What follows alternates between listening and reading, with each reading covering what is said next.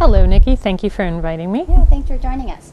So, like I said, if you can talk a little bit about what's happening in the mobility landscape right now. What are the latest trends? Well, it's a very dynamic market right now. Business has changed considerably over the past 2 to 3 years. What we're seeing happening now is that to thrive in the business landscape, you really need to think more about mobility.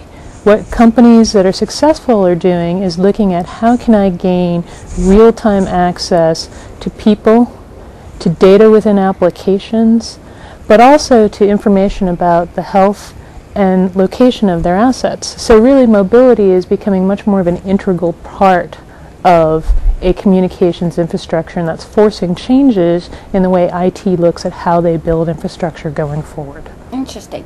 So what are some of those changes, that the way they look at it going forward, you were saying? Well, primarily one of the big changes and challenges for IT is really looking at being able to provide the right employee access to the right data over a multitude of various network technologies, various devices. That's a large transition from I have my IT shop within my building and I'm connecting people over a wired infrastructure. We're now looking at wired infrastructure, wireless infrastructure, both within the building and outside of the building. Okay. What kind of customer demands do you see this leading to? Well, there are several things that need to change in the environment as we see it. So the first thing is there's quite a bit of pain point around security. Okay. So now we are enabling employees to access data in more places over more devices. At the same time that we have new security and compliance regulations that say we need to keep data even more protected than we have in the past. So what we're looking at is an environment where IT first has to say, how do I provide security both within my LAN infrastructure in a wired and wireless fashion, but also extend that into a myriad of different mobile devices. How do I quarantine devices? How do I make sure I have the right access profiles that are given to different individuals in the corporation? Are those roles-based so they have access to particular applications but not to other applications? So really, job one is being able to secure the infrastructure. Okay, and you see that happening in the network itself? I see that happening. It definitely is in the network, and that control needs to be extended from the network but into all the various access points as they move about the cloud. Tell me a little bit about what do you think these enterprises should be looking for in a strategic partner? Great question. There are actually many things as you move into the mobility landscape that you have to look for in a strategic partner. First, we mentioned security. In addition to security, really we need to change the context of what mobility has meant to date.